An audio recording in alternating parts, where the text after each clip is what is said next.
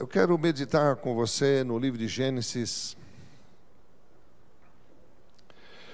Eu quero meditar sobre caminhando para frente, mas considerando o passado. Nós temos que caminhar para frente, mas eu tenho que considerar as coisas que para trás ficaram.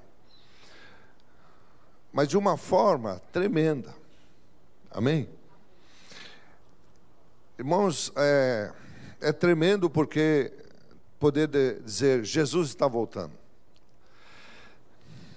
E quando eu, há muitos anos atrás, ainda quando jovem, bem jovem, ainda sendo ensinado na palavra, e a gente lia e ouvia, né, falar, olha, Jesus está voltando, eu dizia, não será no meu tempo.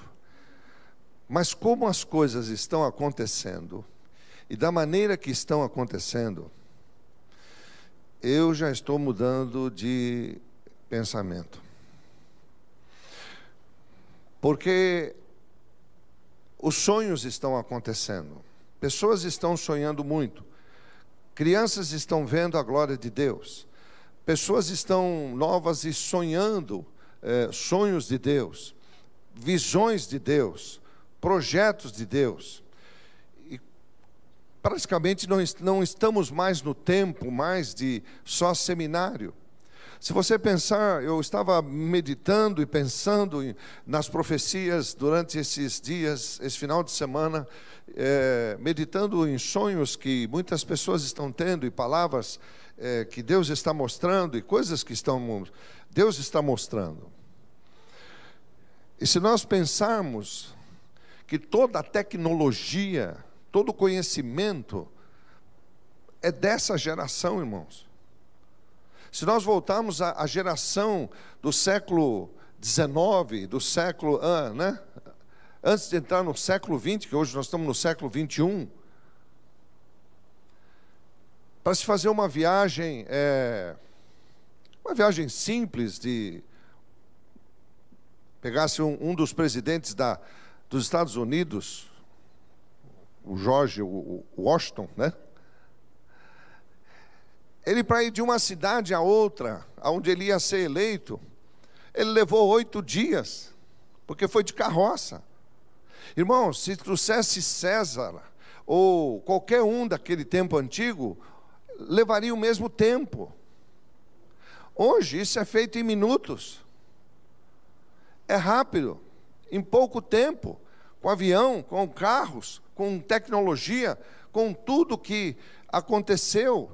E você vê que é dentro desta época, este século, a partir do século XX, começou a acontecer todas as coisas. Os maiores acontecimentos, descobertas de doenças, aparelhos tecnológicos, e não para.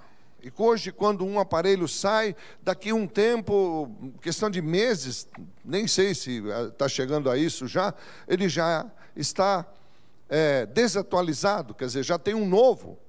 Já estão partindo para outro conhecimento. Então tudo está aí. E quando há um momento em que Jesus estava meditando com os seus discípulos, e eles perguntaram para ele, mestre, quando será o tempo da sua vinda?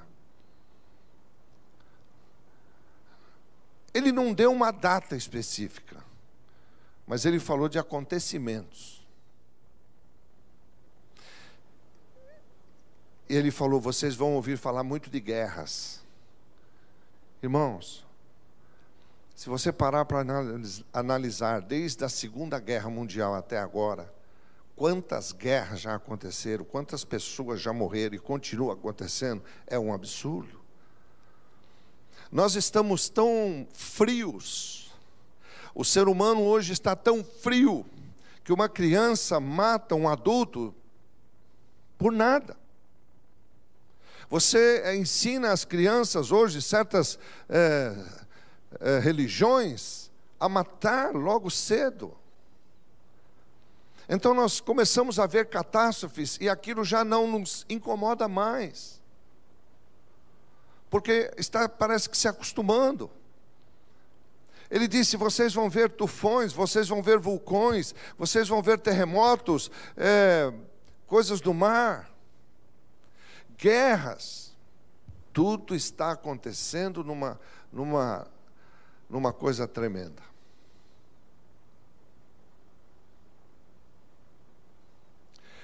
Vocês mesmos, que o grupo que vai a Jerusalém agora, numa das pistas de lá, próximo do templo, na avenida, na própria avenida onde faz a curva, os carros, há uma pedra lá, enorme, talvez a metade de uma coluna dessa aqui, mais larga. Uma pedra colocada no meio da calçada, uma calçada pequena, onde os carros fazem a curva. Aquela pedra é chamada de pedra angular, ou seja, a partir dali eles vão construir o novo templo. Jesus falou: esse será o maior sinal. As 3 maiores religiões estão disputando Jerusalém. Ali é o foco de todas as coisas. Jerusalém é o centro do planeta. Tudo que acontece ali reflete em todo o planeta. É a menina dos olhos de Deus. E quando eu começo a olhar isso, e esse final de semana eu fiquei meditando sobre isso, não conseguia nem dormir. Eu falei: Deus, eu pensava que eu ia já estar na glória. Eu estou vendo essas coisas. Nós vamos ver pais contra filhos, filhos contra pais. Nós vamos ver crianças sendo abandonadas. Nós já estamos vendo. Jesus falou isso quando sentou com os discípulos e disse: quando todas essas coisas começarem a acontecer, a minha vinda está próxima. Você olha para os governantes, eles não sabem o que fazer. Eles não sabem como decidir as coisas. Saem de reuniões importantíssimas de nações sem nenhuma solução. Estão todos desesperados.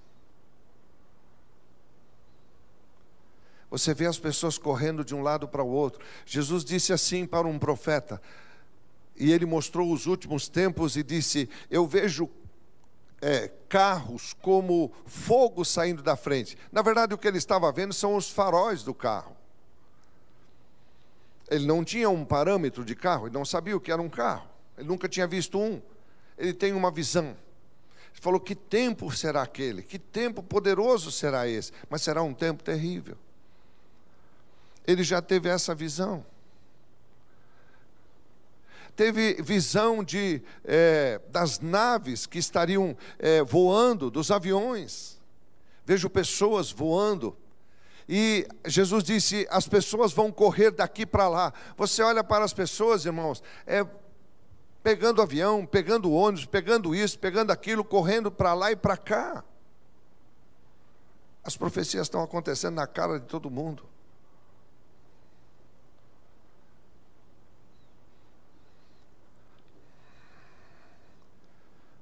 Eu disse: meu Deus,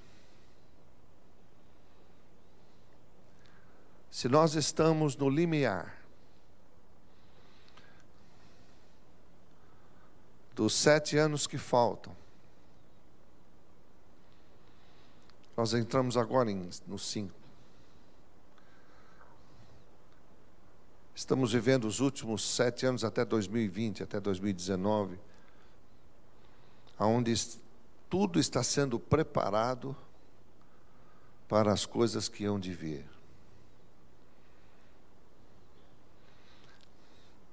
Em todo o meu tempo, até no meu tempo de empresário, trabalhei muito com bolsas, essas coisas de valores e tudo mais. Eu nunca ouvi um termo no meio dos analistas, e eu não estou falando de analistas cristãos, eu estou falando de analistas do mundo,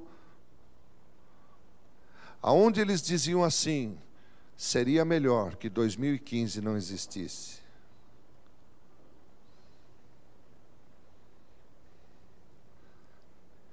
E alguns governantes estão dizendo, talvez até como uma boca profética, não sei de que lado, nós só estamos começando hoje alguma coisa. E Jesus disse assim: se os meus filhos se calarem, eu vou erguer as pedras e elas vão clamar.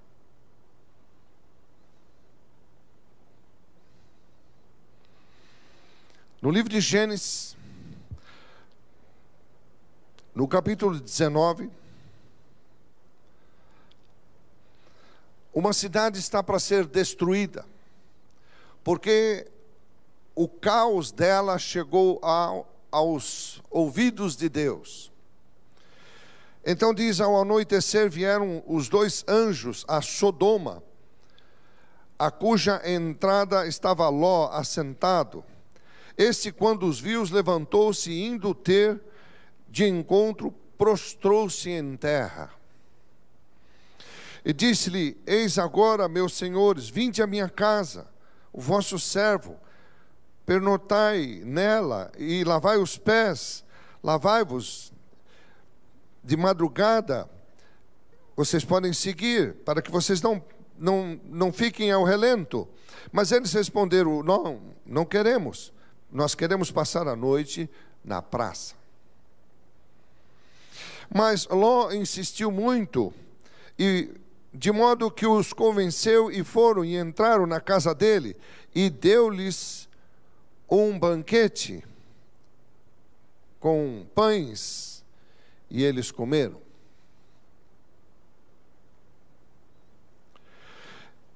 Continuando a leitura, no verso 10 diz: porém, os homens daquela cidade estenderam a mão para pegar os viajantes, mas Ló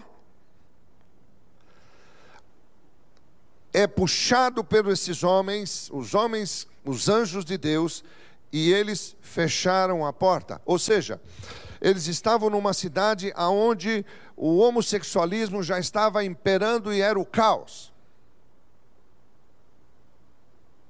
Eu não sou contra isso, eu não tenho nada a ver com isso. Isso faz parte do mundo e o mundo vai seguir seu curso. Mas a coisa estava demais.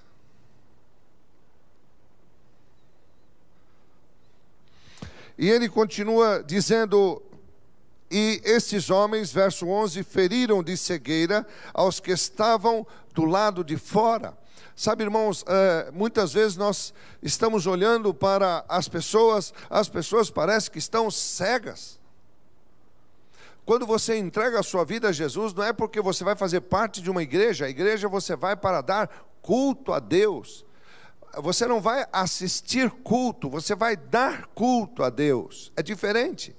Assistir, você pode assistir um filme, um teatro, alguma coisa, mas a igreja não. Você vem para dar, você vem para oferecer a Deus tua presença, teu louvor, teu cântico, tua vida. Não conseguimos enxergar. Então nós estamos transformando a igreja num mercado de soluções de problema, mas as soluções dos problemas estão na palavra de Deus. Quando ela entra dentro de você, e quando ela encontra dentro do teu coração um caminho, então ela começa a te mostrar esse caminho, você começa a andar nele, então suas coisas começam a dar certo. Amém? Louvado seja o nome do Senhor.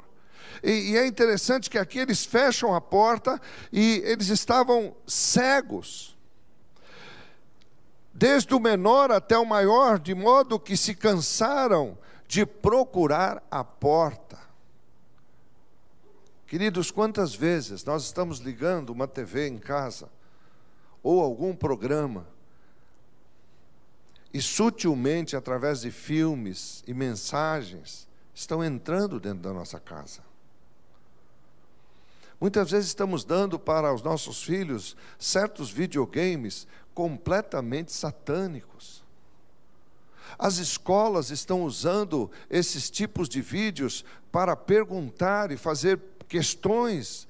Então as crianças são quase que obrigadas a poder ver isto. E nós temos professores e professoras. E eu fico pensando nesses homens de Deus, como nós podemos agir dentro desse meio. Como os enfermeiros cristãos, como os médicos cristãos, como os advogados cristãos vão agir.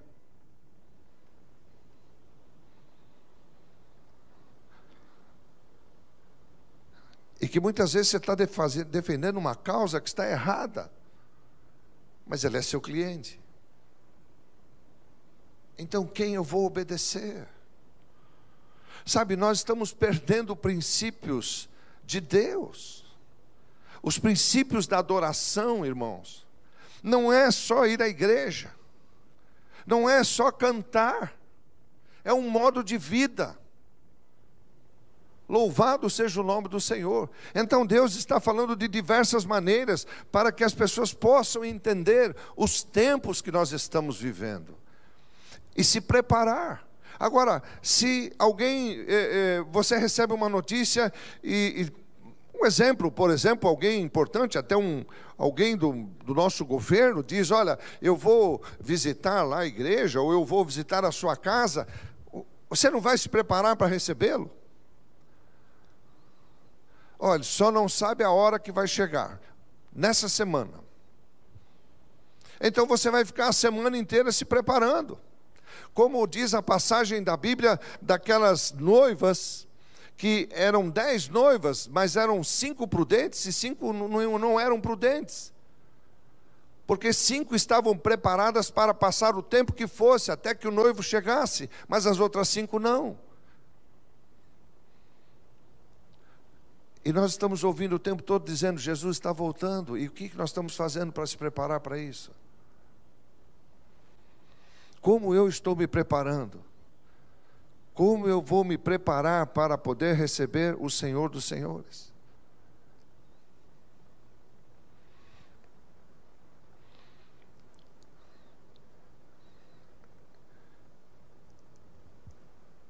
E continuando a leitura diz assim, verso 13: os anjos responderam, nós vamos destruir este lugar. Nós vamos destruir este lugar, porque o seu clamor se tem aumentado, chegado até a presença do Senhor, e o Senhor nos enviou para destruí-lo.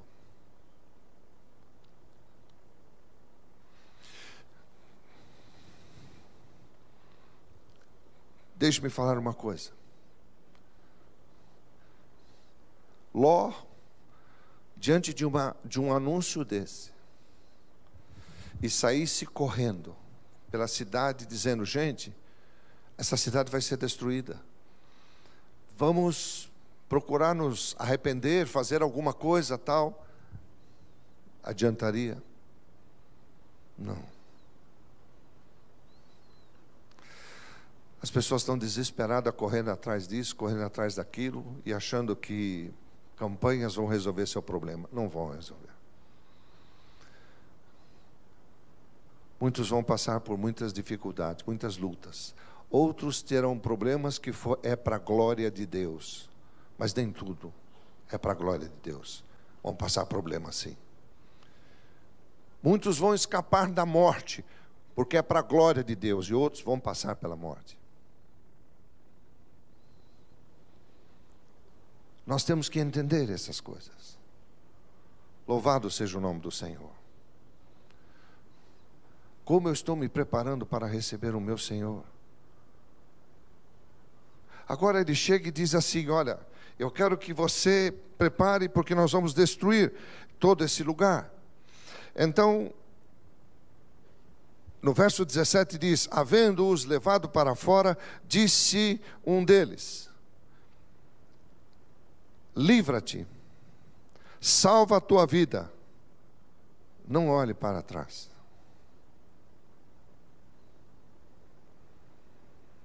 Nem pares em toda a campina, foge para o monte, para que você não pereça.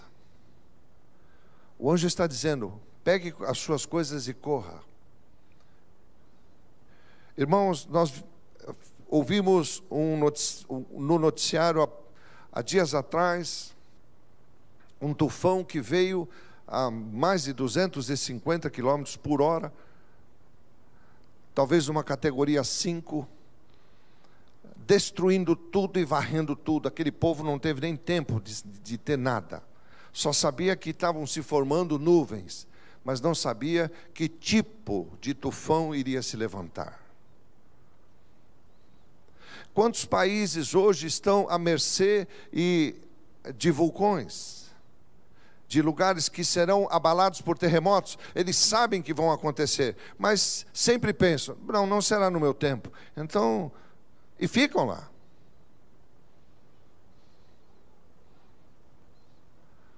Nós não damos ouvidos. E aqui ele está dizendo: pega tudo que você tem, livra a tua vida, não olhe para trás, pegue toda a tua família, não é para levar nada, e salva-te.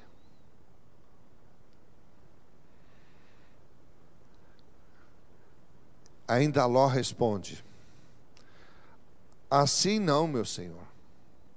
O anjo está dando uma ordem: sai da região, essa região toda vai ser estourada. Mas ele não ouve. Sabe, muitas vezes a gente fala: apóstolo, o senhor disse de algum lugar em especial? Não, eu estou falando: sai da tua vida, do tipo de vida que você leva, e sai para uma vida melhor. Muda isso. Você tem o poder de mudar. A tua vida é um espaço, a tua vida é um lugar. Muda a tua casa, muda teu modo de ser, muda teu modo de se relacionar. Salva.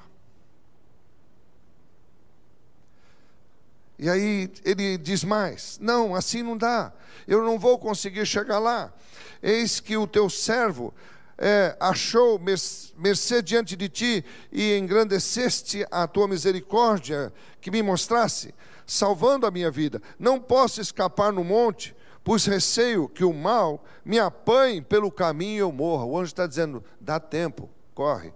Nessa noite Deus está falando para você: dá tempo ainda de mudar a tua vida, tua casa, teu lar, tuas coisas. Dá tempo ainda.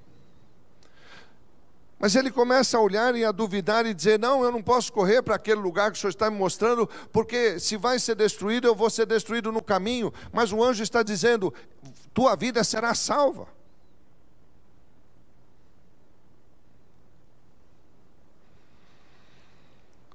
E aí ele escolhe uma outra cidade perto dali para fugir. E diz: ali é pequena. Verso 20: eis que uma cidade perto para a qual eu possa fugir, e é pequena, permite que eu fuja para lá. Porventura não é pequena, e nela viverá a minha alma. Disse-lhe: quanto a isso, eu estou de acordo, se você quer ir, vai. Porque eu sou o anjo, eu só vim trazer a ordem de Deus, a destruição virá do céu. Para não subverter a cidade de que acabas de falar, apressa-te, refugia-te nela então, pois nada posso fazer enquanto não tiveres chegado lá. Por isso se chamou Zoar, o nome da cidade.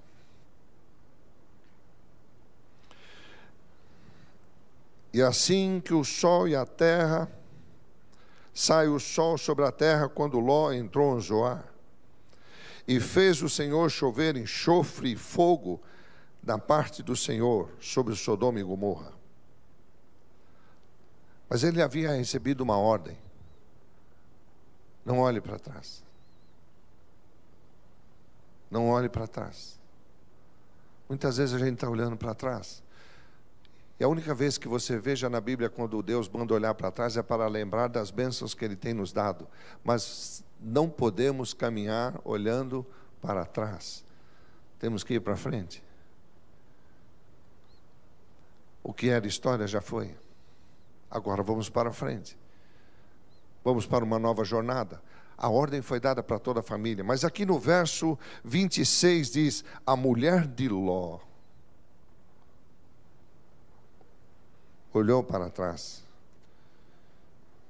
e converteu-se numa estátua de sal. E converteu-se numa estátua de sal.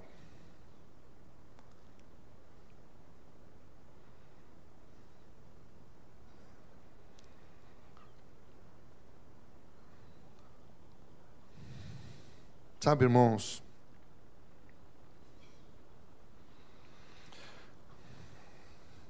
o que se pode fazer com uma estátua de sal? E há tanta gente que diz: olha, vamos fazer a campanha do sal, você vai ser curado. E acreditam nisso?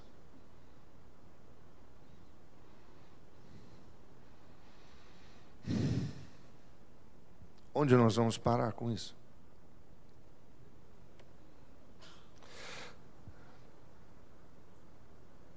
Talvez você diga: mas o meu problema é tão terrível, tão grande. Por favor, vamos até o livro de Mateus, no capítulo 9, a partir do verso 35.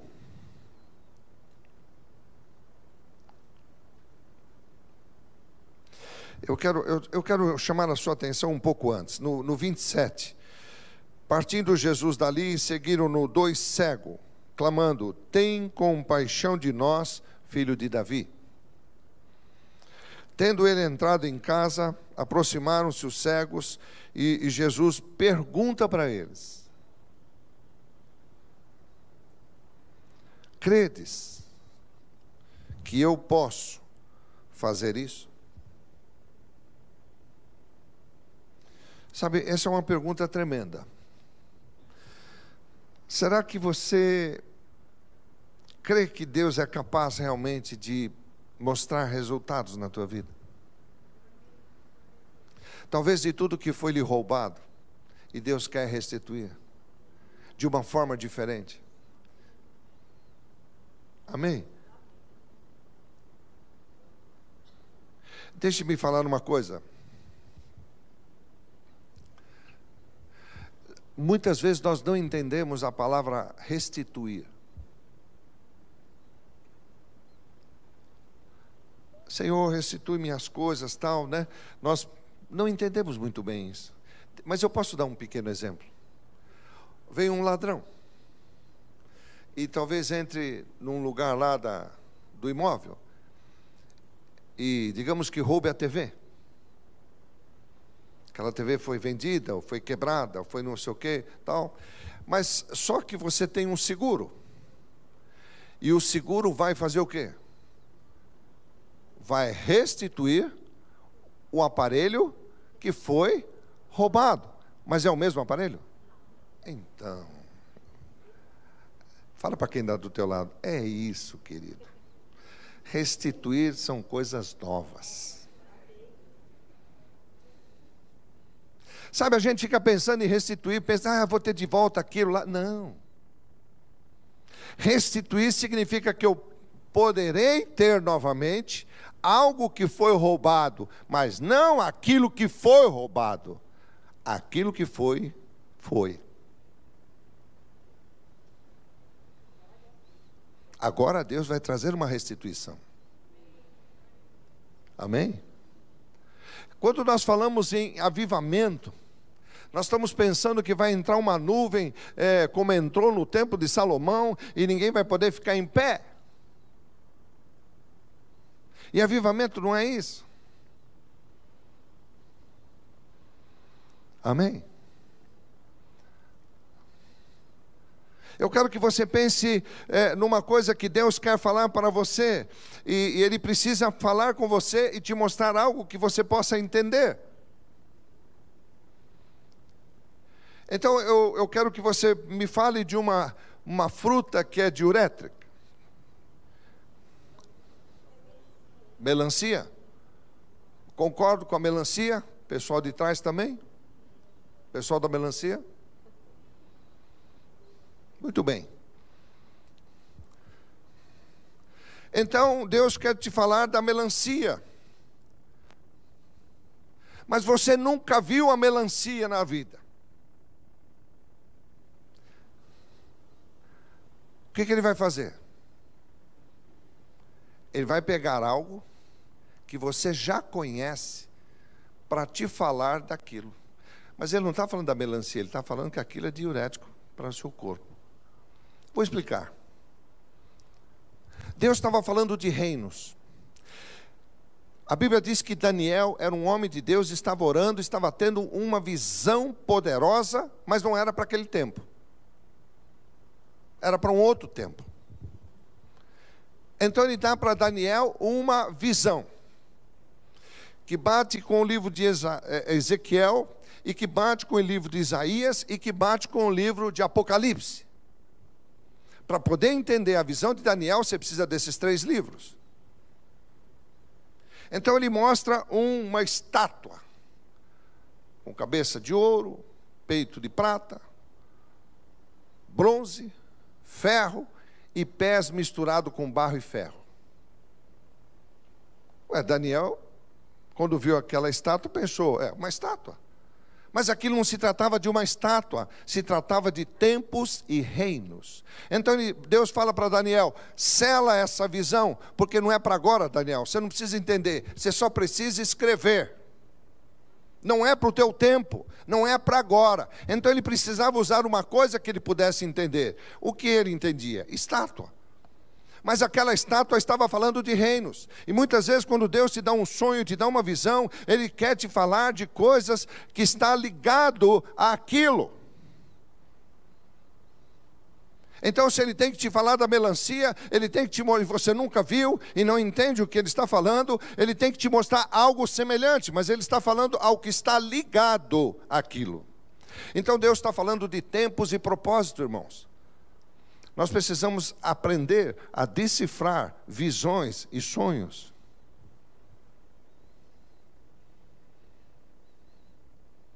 Louvado seja o nome do Senhor.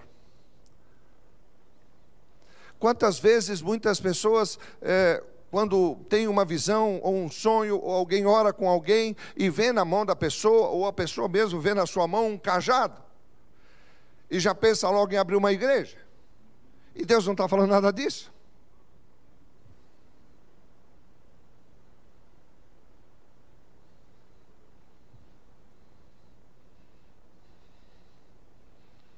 Louvado seja o nome do Senhor. Louvado seja o nome do Senhor. Ele chega para esses cegos e diz, o que vocês estão me pedindo? Eu quero que me cure. Ok, mas você crê que eu posso fazer isso? Eles responderam, sim, Senhor, o Senhor pode. Será que você crê nisso? Você crê que Deus realmente pode restaurar as coisas na tua vida?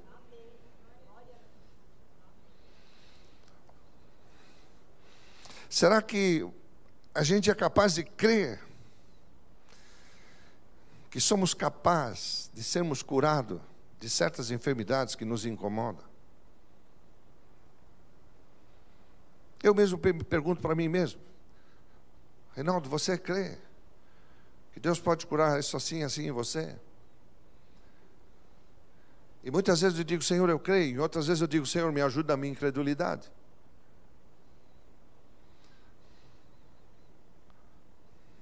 Louvado seja o nome do Senhor.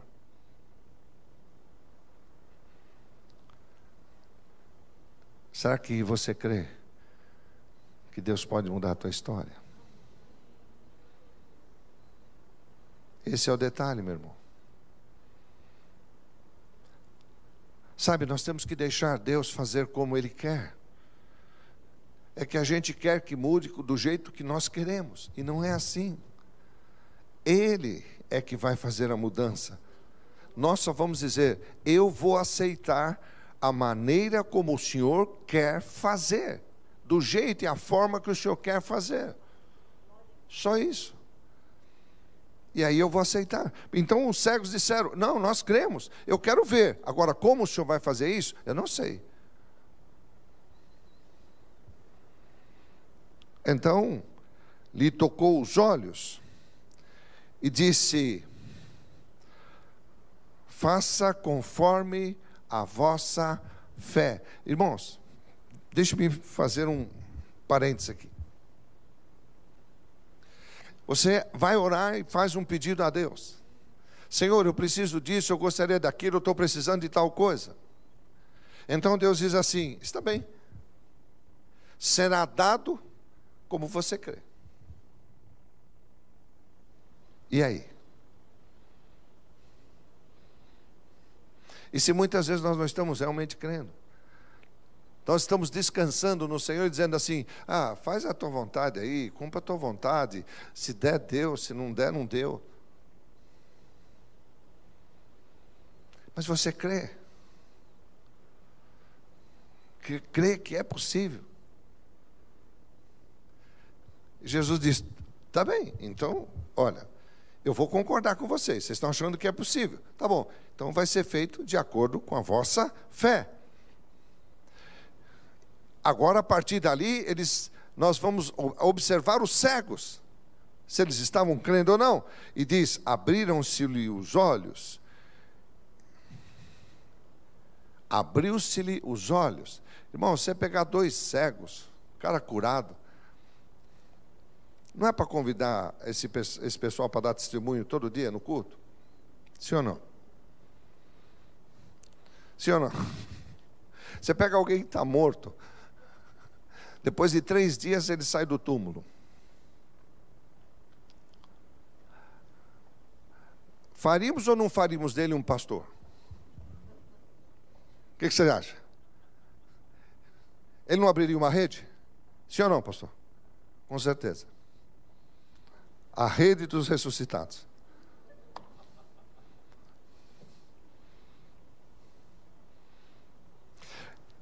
Eu fico abismado de ler um texto desse, porque ele diz assim: abriu-se-lhe os olhos, e Jesus os advertiu.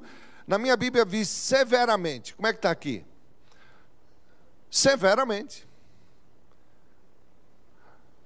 Toma cuidado para ninguém saber disso. Esse milagre é teu, esse milagre é para você. Fecha a boca.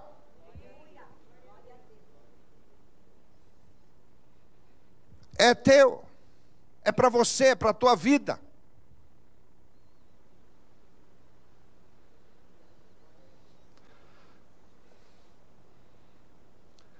Eles obedeceram. Verso 31. Saíram.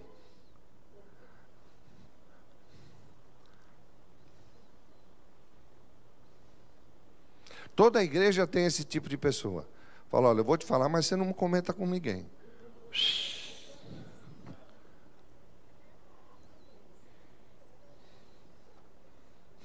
Já era. E agora com redes, né? É redes que chama? Olha o nome que se deu, rede. Rede é para quê? Para enroscar, não é? Corrente para que é? Para amarrar.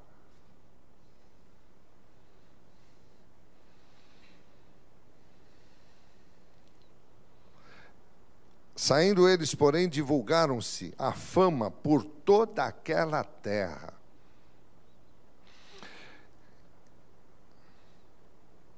Retiraram-se eles, e aí veio um mudo e um endemoniado. Você não ouve aqui, não vê aqui. E o testemunho do cego serviu para muita gente e eles se converteram. Por quê? Porque Jesus proibiu. Disse: esse milagre é para a tua vida. Eu estou restaurando a tua vida, não é para ficar falando para todo mundo e tal. Fica quietinho, eu estou restaurando a tua vida. Fecha a boca. Deixa eu fazer. Louvado seja o nome do Senhor. Louvado seja o nome do Senhor.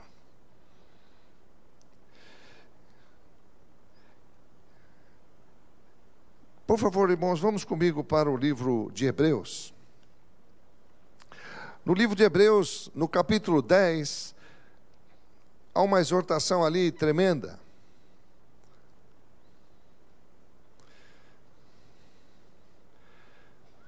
No verso 38 diz assim: todavia, o meu justo vai viver pela fé. Sabe, irmãos, a vida cristã, ela não é só uma expectativa movida por sentimentos, ela é movida por fé. E fé é algo que você toma na palavra. Está escrito na Bíblia assim, então eu vou crer nisto. Independente da situação, independente das lutas, independente do que pode acontecer, eu vou crer nisto.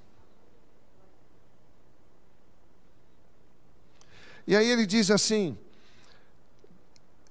se ele retroceder, nele não terá prazer a minha alma. Ou seja, os meus sentimentos não vão ter prazer, não vão me agradar dele. Por quê? Ele voltou atrás. Voltou atrás do quê? Da fé. A fé não é uma expectativa, porque eu estou sentindo fé. Você não vai sentir fé. Fé é algo que você pega na palavra de Deus. Está escrito. Então eu vou ficar crendo naquilo, até que aquilo seja real na minha vida. É uma luta. Mas é uma luta interior, é uma luta entre você mesmo. Essas duas pessoas. Amém? O homem interior brigando com o homem exterior. Que briga, que luta. E cada um deles precisa do meu corpo para se manifestar. O homem espiritual quer louvar a Deus, quer cantar a Deus, quer fazer expressões a Deus, talvez dançar na presença de Deus. Mas o homem exterior não. Ele tem vergonha, ele está duro, ele ainda está reservado. Quem você vai deixar governar a tua vida? Quem você vai deixar? E ele diz lá: nós, porém, não somos dos que retrocedem. Ou seja, o homem não foi feito para ficar olhando para trás e voltando para trás. Vamos para frente. Vamos andar. Vamos fazer.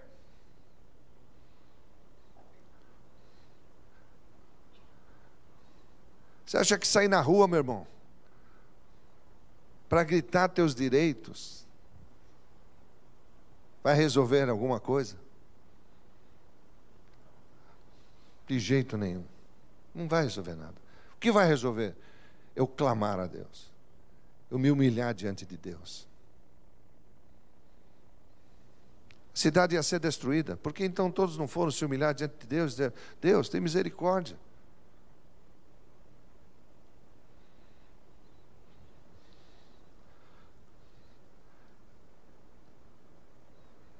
Entretanto, nós, porém, não somos dos que retrocedem para a perdição.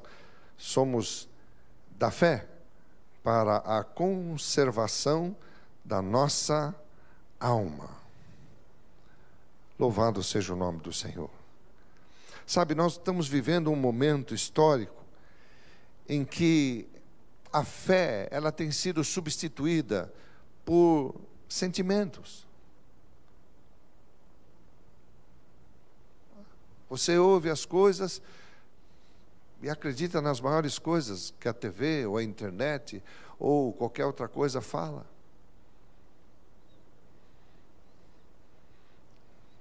E aí você põe sua esperança naquilo, não está pondo a esperança na palavra de Deus. Não está pondo a sua esperança em Deus na tua vida. Deus trabalhando na tua vida. Deus como Pai, não aquele Deus que está longe, querendo punir, querendo bater. Não. O Deus que quer nos ajudar, quer nos livrar, nos salvar. Irmãos, quando Sodoma e Gomorra foi destruído, a Bíblia diz assim: lembrou-se Deus da aliança que tinha com Abraão e tirou Ló dos escombros. Ou seja, onde ele se escondeu, o fogo também caiu, mas ele não morreu. Ele sai vivo. Por quê? Porque Deus tinha uma aliança com Abraão. Deus tem uma aliança com Jesus. E a Bíblia diz que quando você entrega a tua vida a Jesus, você está enxertado nele. É muito mais do que só ir à igreja, do que ser um religioso. É um modo de vida. Bendito seja o nome do Senhor. Amém. Coisa poderosa, pô. Mas nós estamos vivendo num mundo tão moderno, invadido por tantos sentimentos, por tantas coisas, que muitas vezes a pessoa, hoje, o homem, até o homem de Deus, a mulher de Deus faz isso, quando perde o sono, né, de vez de ir conversar com Deus, conversar com o Espírito Santo de Deus, não, liga a internet.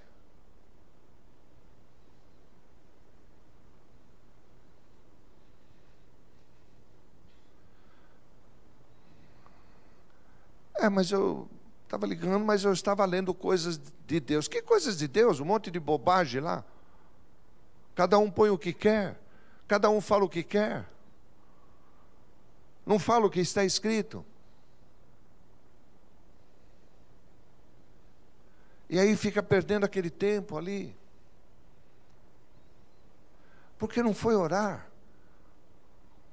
Por que não pegou um canto da sua casa para dizer, aqui é o canto de Deus?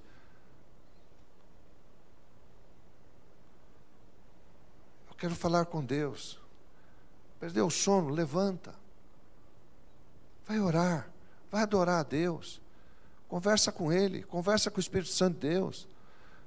Fale dos seus propósitos, fale dos seus traumas, das coisas que você tem. Converse com Ele.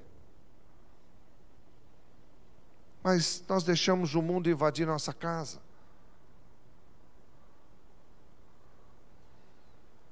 Louvado seja o nome do Senhor, irmãos. Que Deus tenha misericórdia de nós. Livro de 2 Coríntios, no capítulo 5, no verso 7, diz assim: nós andamos pela fé e não pelos sentimentos, ou as coisas que vemos. Mas a fé tem sido substituída.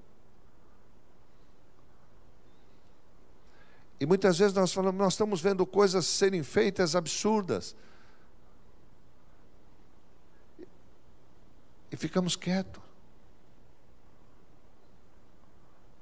Não oramos. Não clamamos diante de Deus. Não choramos diante de Deus.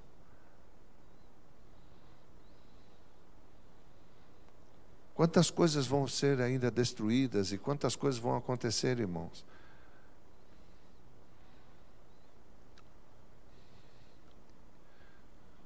As atrocidades têm sido absurdas.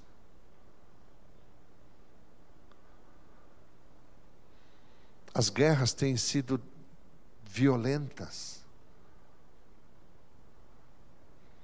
A escravidão ainda continua no planeta.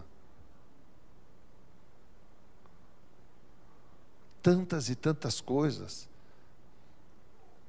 E muitas vezes nós estamos olhando só para os nossos problemas. Mas os nossos problemas foram adquiridos pelo Senhor. Deixa eu te falar uma coisa, quando você compra uma propriedade, meu irmão, você passa a ser dono daquela propriedade, eu costumo dizer, como as pessoas dizem, é porteira fechada.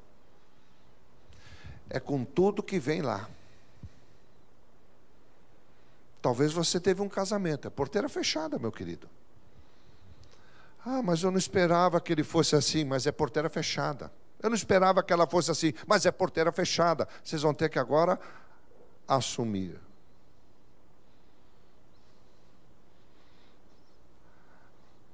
Mas eu não sabia que a casa tinha tanto mofo. Pois é, agora vai ter que pôr um monte daquele negócio anti-mofo. Ou seja, você vai ter que pôr um monte de antidemônio no seu relacionamento para ele ficar bem. Por quê? Porque escolheu. Irmãos, eu tenho muitas, nesses anos todos, eu não sei, eu já não perdi a conta de quantos casamentos já realizei, de cerimônia. Porque não sou eu que faço, são os padres que fazem.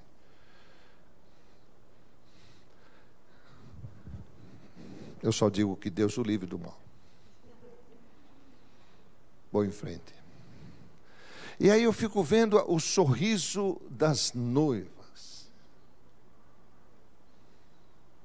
Irmãos, aquilo é um espetáculo. É maravilhoso. Aquele sorriso, sabe? Sabe aquele sorriso lindo, gostoso, uma coisa preciosa. E eu não vejo a hora de encontrar esse casal depois que eles voltam da chamada lua de mel. Olha para a expressão das mulheres.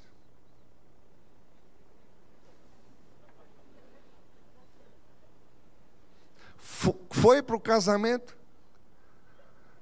Tará, tá, tá, tá. Quando volta da lua de mel, porque sabe a encrenca que arrumou. Porteira fechada, agora não dá mais, cara.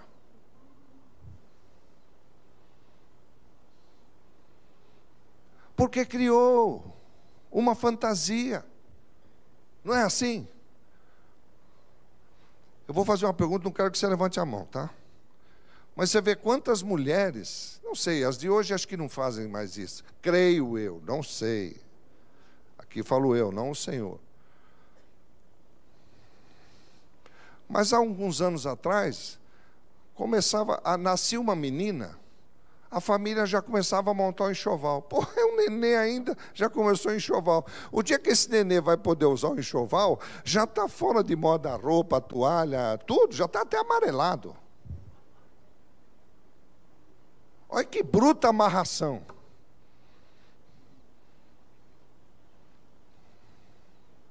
Por que não começa os dois juntos e vão fazendo as coisas, né? Não.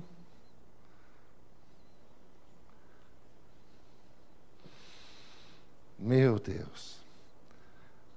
E é interessante que depois de uns tempinhos de casamento, um ano, 2 anos, 3, 4, até 5 anos, você pega aquela eu tenho que ir, desculpa, tá bem, irmão? Mas é que eu acho muito legal. O casamento é o divisor de águas mesmo. Porque o homem não muda mesmo. O homem, eu sempre digo, de um cone, o que você pode esperar? Nada. Cone é cone. O homem vai continuar sendo homem, é um Zezão mesmo. Sabe, eu estou nessa lista, tá bem? Eu encabeço essa lista, para você não ficar triste. Pronto, eu sou o Zezão mestre. Não adianta, porque homem é homem. Homem não vai mudar. Ele pode mudar de endereço, sai da casa do pai e da mãe e vai para a casa da outra mãe, que é a mulher, porque vai mandar nele. Mas a mulher é um divisor de águas. Você vê a mulher, aquela jovem antes do casamento, ela é ativa, ela é participativa, ela faz um monte de coisa, ela se envolve nas coisas, nos ministérios. Depois que casa, não faz mais nada.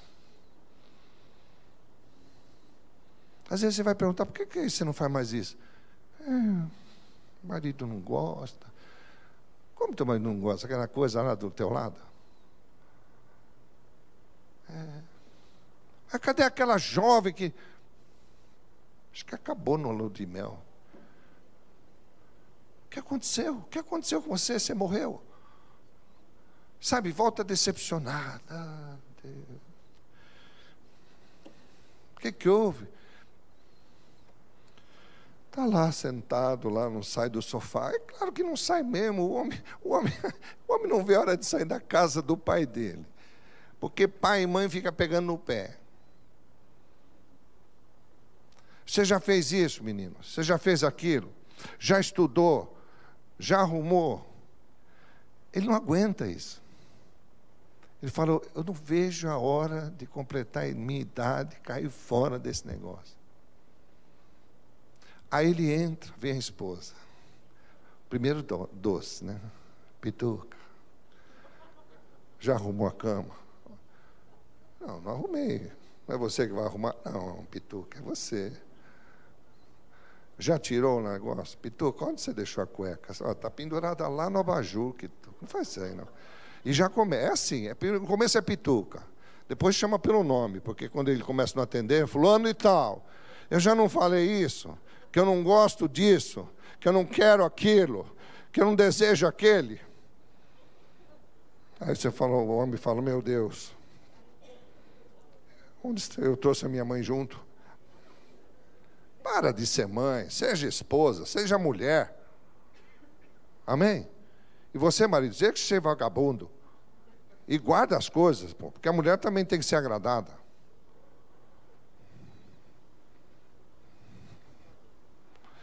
Eu sei que lá atrás a turma falou, eu te disse que a gente tinha que ver no culto da manhã. Você quis vir agora. Agora aguente. Amém. Irmãos, é tão fácil viver junto, viver feliz. Sem cobrança, sem nada. Sabe, aproveitando um do outro. Aí depois morre. Adianta ficar chorando? Não. Sabe, fica assistindo muito filme, que vem a pessoa, o príncipe encantado, né? Porque agora nem isso tem mais, o príncipe encantado está virando mulher, beijando mulher, então a coisa está feia. E aí ele chora, e as lágrimas caem na princesa, e a princesa desperta. Não, meu irmão, não vai ter isso não. Aproveita agora, desfruta agora. Amém? Tem um ditado, irmã. Não vou falar. Deixa para lá, porque tem uma turma lá atrás já me olhando feio. Vamos para o Salmo 73. Tem uma turma lá atrás já brava ali, tem umas fumacinhas saindo ali, depois fica saindo o filme e vai pensar que está embaçado. É o poder de Deus e não é. Os caras estão esquentando a cabeça. Eu quero te falar uma coisa tremenda que está aqui. Estou terminando. Salmo 73. Depois eu só vou comentar o 139 e pronto. O Salmo 73, ele é poderoso. Quem escreveu esse salmo foi Asaf. Asaf foi um homem de Deus tremendo. Um homem do louvor, um homem da adoração, um homem que viveu, toda a família dele trabalhava em carregar a arca da aliança. Que coisa poderosa. Um homem tremendo, um homem de Deus tremendo. Escreveu muitos livros, né? Do 73 até o 89, o Salmo, foram escritos por ele. Asaf era um homem de Deus tremendo. Mas nesse Salmo 73, ele fala do problema da prosperidade. Por que esse homem começou o que levou esse homem quase a cair? Um homem de Deus, um homem ligado às coisas da adoração, do louvor, a família inteira. Como é que um homem desse, quase os pés dele escorregam? E aí eu comecei a ver algumas coisas aqui. E ele começa dizendo assim: por que nos rejeitas, ó Deus, para sempre? Por que acende a tua ira contra as ovelhas do teu pasto? Irmãos, quantas vezes você chega em casa, talvez recebe uma carta de desemprego, e não entende que todas as coisas colaboram para o bem daqueles que amam o Senhor? Ou você recebe uma outra notícia que não é agradável, mas todas as coisas colaboram para o bem daqueles que amam a Deus. Espera, aguarde. Vamos ver o que Deus vai fazer e como Ele vai fazer. Mas eu quero chamar a atenção de você para algumas coisas aqui. A primeira delas, nesse salmo, está no verso 4. Saúde. Salmo 73, verso 4, ele diz assim: para eles não há preocupações do seu corpo, e o seu corpo é sadio, é forte, é saudável. Quantas vezes o homem de Deus, ou a mulher de Deus está passando por um problema difícil, Como recebi uma notícia aí há poucos dias de um pastor que não está bem, jovem ainda, e os médicos não dão esperança para ele, e é jovem de tudo.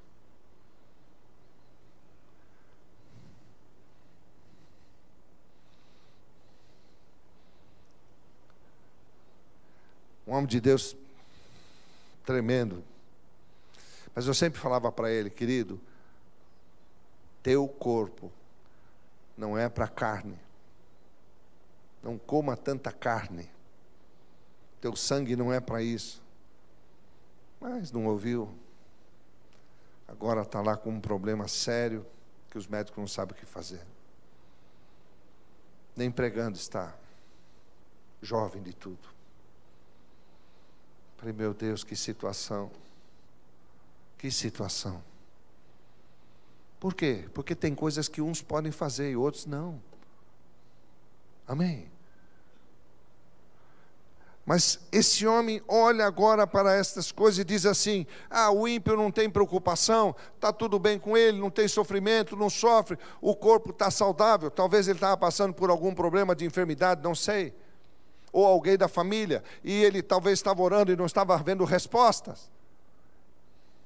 E aí ele fica consultando Deus, dizendo: eu te sirvo, eu faço as coisas, por que está me acontecendo isso?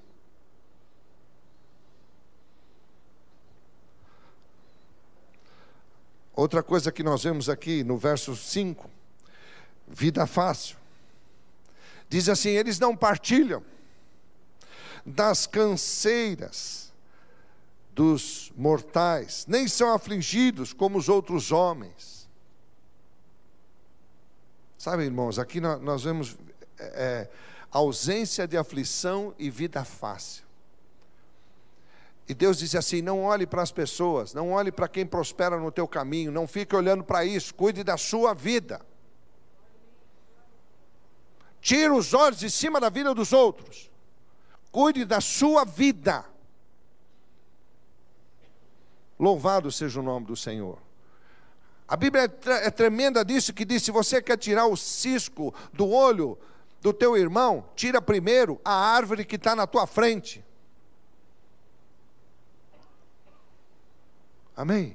Nós temos que ser bênção na vida dos outros, não falar mal dos outros.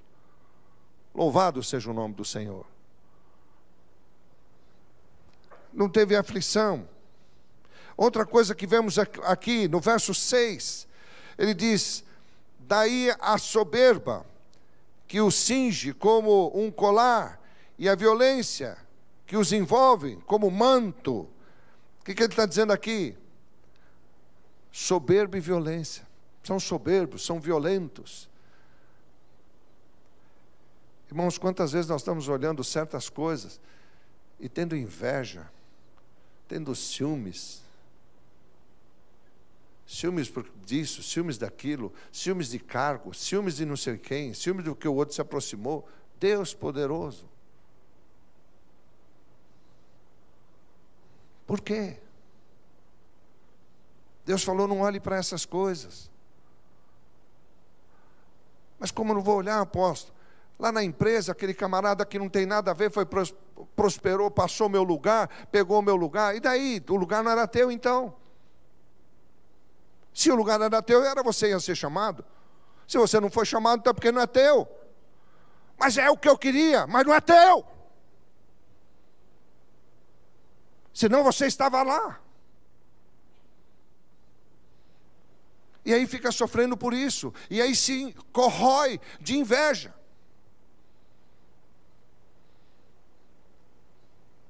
Fica aquela coisa corroendo, morrendo, matando. Corroendo os ossos.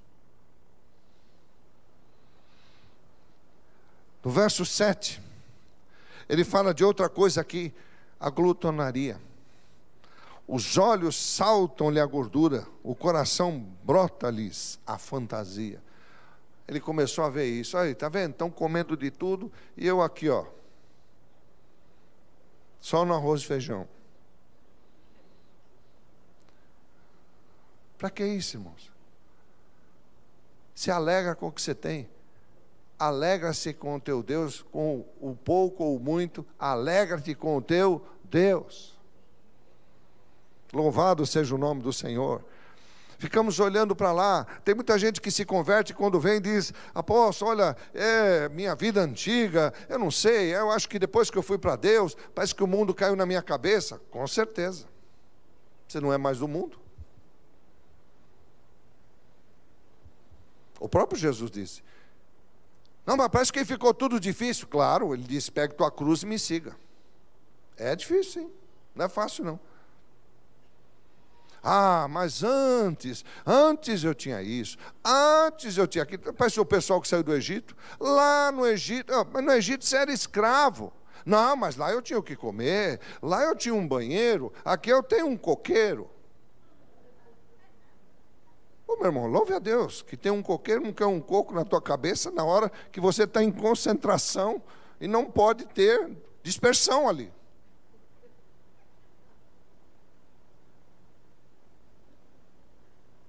Pensa comigo, pastor Pedro, que situação. Um coco na cabeça naquela hora.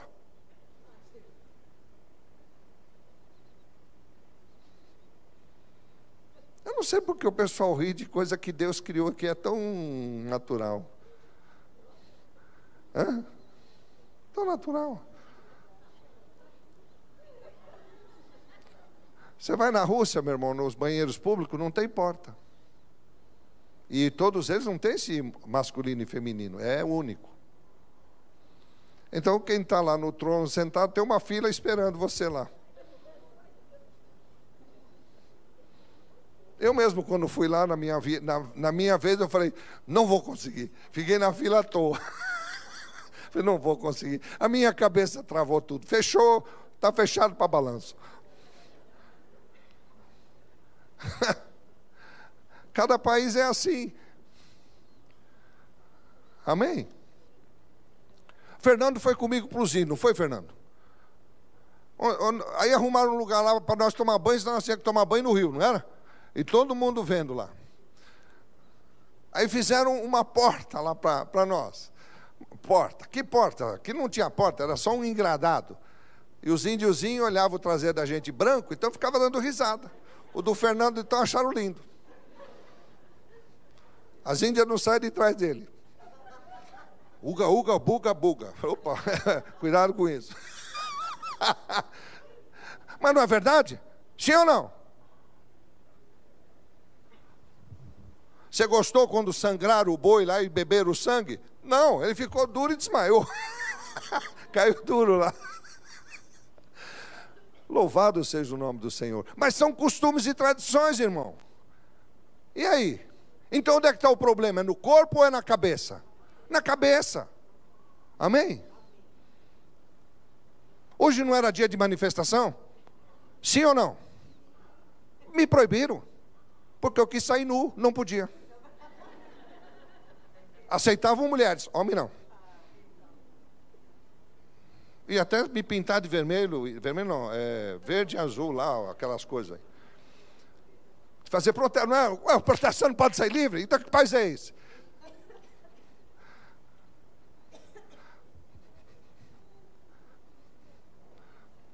Já pôs o seu site no ar? Vai pôr? Vai pôr. Depois vocês vão ver lá a nova dança.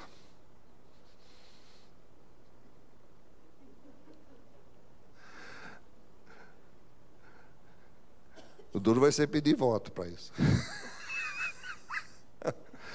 É Deus poderoso. Você vê, só de eu falar essas coisas, todo mundo já vai perguntar: o que é? Conta para mim, conta tudo, não esconda nada. Deus poderoso. Asaf, aprenda com ele. Para de olhar para as coisas, irmãos. Amém? Olhou para isso. No verso 8, motejam e falam maliciosamente de opressão, falam de altivez. Ou seja, ele foi usando tantas coisas aqui até o verso 12. Ele viu um monte de coisa, fantasia, malícia, opressão. Deus poderoso. E aí o que ele passou a ter? Ciúmes. Inveja. começou a sofrer, até o momento que ele entrou na presença do Senhor e o Senhor o curou. Se você ficar olhando para essas coisas, você cada vez vai ficar mais irritado. E de vez de orar a favor, e orar para ser um abençoador, um homem de Deus, uma mulher de Deus que abençoa as pessoas, você vai criticar as pessoas. Da mesma água não se pode sair dois sabores. Nós somos fonte de bênção. E eu quero terminar no livro de Atos, no capítulo 2. Eu quero te dar 5 passos ali da igreja para o tempo de hoje. Atos, no capítulo 2.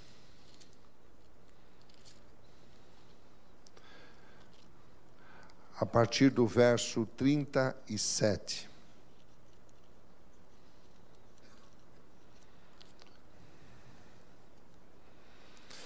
Se nós observarmos, irmãos, a palavra de Deus, como ela tem que ser, eu te digo que nós teremos uma vida muito mais que vencedora, uma vida poderosa em Cristo Jesus. Amém? A partir do verso 37, ouvindo eles estas coisas, compungiu-se-lhes o coração e perguntaram a Pedro e aos demais apóstolos: que faremos, irmãos? Respondeu Pedro: arrependei-vos e cada um de vós seja batizado em nome de Jesus Cristo para a remissão dos vossos pecados, e receberão o dom do Espírito Santo. Pois para vós outros é a promessa, para vossos filhos e para todos os que ainda estão longe. Olha a palavra alcançando a gente aqui. Isto é, para quantos o Senhor nosso Deus chamar. Com muitas outras palavras deu testemunhos e exortava-os dizendo: salvai-vos dessa geração perversa. Então os que lhe aceitaram a palavra foram batizados, havendo um acréscimo naquele dia de quase 3.000 pessoas. A partir desse ponto do 42 ao 47, você tem os 5 passos aqui. Eu gostaria que você pudesse depois ler e meditar. O primeiro é: nós precisamos ser uma igreja do Senhor Jesus que persevera, de perseverança. Perseverança no poder da palavra de Deus. Não fique inventando coisas. Está escrito, vamos fazer. Não está escrito, não vamos fazer. Louvado seja o nome do Senhor. Perseverança. Primeira coisa para esse mês que eu quero dar para você para os próximos meses. Você tem um projeto, você tem algo que quer pôr na mão do Senhor hoje, então vai ter perseverança nele. Amém? Porque se você não tem perseverança, significa que nem você acredita no teu projeto. E foi por isso que Jesus perguntou ao cego: você acha que eu posso fazer? Você tem perseverança nisso? Você realmente quer enxergar? Você realmente quer ver? Lembre-se que a sua vida vai mudar. Jesus estava alertando quando perguntou: você crê que eu posso fazer isso? Sua vida vai mudar. Você está preparado para isso? Está preparado para mudar de profissão, de atividade ou qualquer outra coisa? Tua vida vai mudar. Está preparado? Depois não adianta vir: não era bem isso. Não. Você está preparado? Se está preparado, então seja perseverante. Primeiro passo. Segundo passo: a igreja que persevera na doutrina de Deus. Ou seja, está escrito, vamos fazer. Se o Senhor é meu pastor, nada me faltará. Então nada me faltará. Não quer dizer, o Senhor é meu pastor, eu vou ficar deitado em casa e vou ter tudo. Não, Senhor. Porque isso é ser vagabundo. E a Bíblia diz: você quer comer? Trabalhe. Você pode trabalhar? Trabalhe. Amém? Tem muitas pessoas que às vezes há problemas, mesmo com problemas físicos, dizem, agora eu tenho um problema físico. Bom, você tem um problema físico, mas você não está morto. Tem corredores, tem gente correndo, né? Aqui mesmo na cidade tem um time de vôlei feminino, Supermaster. Por que Supermaster? Porque é de 70 a 90 anos. Mulheres. Jogando vôlei. Tem o Master, que é um pouco mais abaixo, e o Supermaster. Dali para frente, acho que é o Super Túmulo. Mas eu não sei mais. Eu já não vi, aí eu já não conheço essa categoria. Mas o que você pensa? Uma mulher dessa jogando vôlei? Aí você olha o marido. Aqui já não é mais uma barriga, já é gravidez mesmo, o tamanho dela. A mulher cheia de músculo. Quando pegar esse cara, ele está lascado.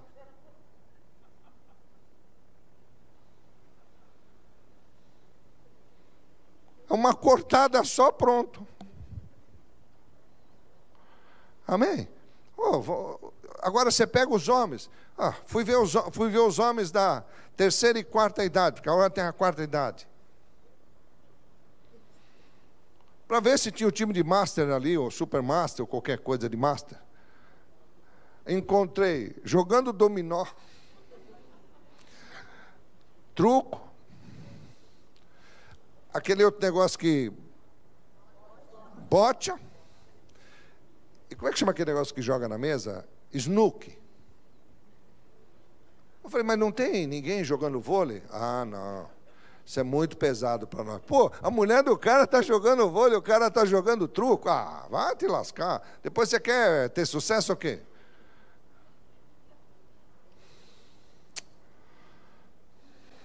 Tem uns aí que não dá nem para orar. Amém? Hoje eu fiquei impressionado de ver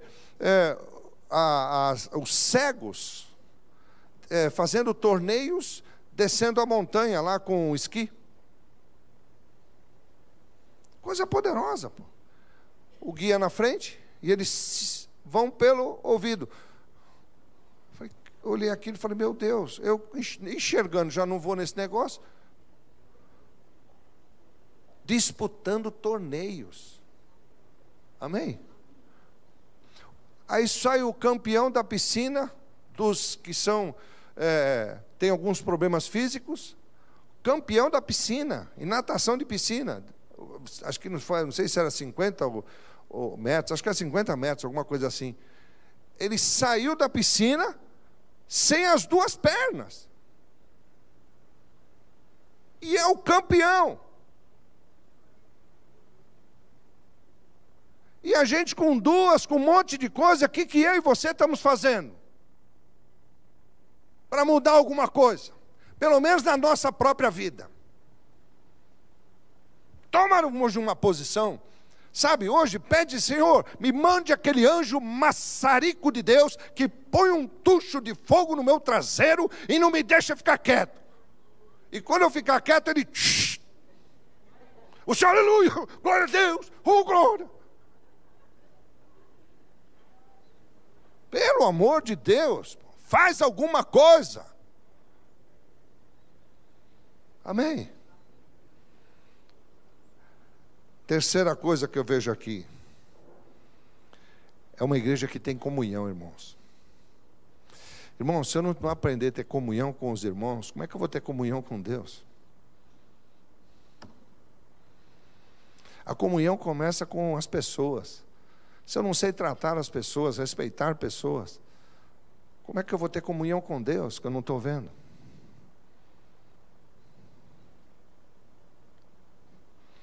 É uma igreja que tem comunhão. Uma igreja que tem comunhão é uma igreja que adora. É uma igreja que louva a Deus. Deus é o centro da vida dele.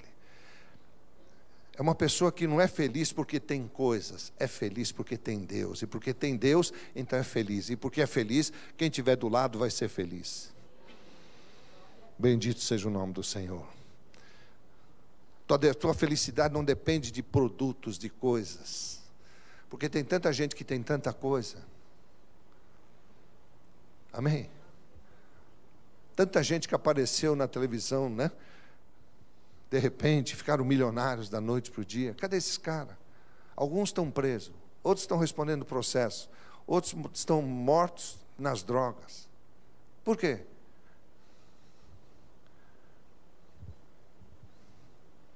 Amém? Não adianta, irmãos. É uma igreja que louva e adora a Deus. E por último, é uma igreja cheia do poder de Deus. O poder de Deus, irmãos, não é só gritaria, qualquer outra coisa. Ele muda a tua vida. Ele entra em você e muda você. Muda você, muda a tua vida, muda teu modo de enxergar as coisas. Caminhe, olhando para frente, mas deixando as coisas que para trás ficam. Porque Deus quer fazer uma virada na tua vida. É essa a palavra que eu tenho para você. E você será, meu irmão, muito mais que vitorioso. Quero orar por você. Vamos estar em pé.